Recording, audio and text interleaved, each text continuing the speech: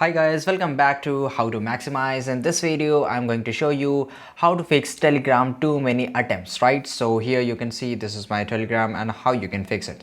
So basically the first thing you have to do, you have to just go to the Play Store and here you have to search Telegram in the search bar, right? And just hit the enter and you will see the option of update in the place of open, right? So update the app right now, okay? And after updating the app, you have to do one more thing. If this doesn't fix your problem, you have to go to the setting of your phone. So we will just go to the setting of my phone and I have to scroll a little bit down and here I have to click on the app management, and after that just click on the app list, and after that it will take a very few seconds just load depending upon the apps that is present in your phone, right?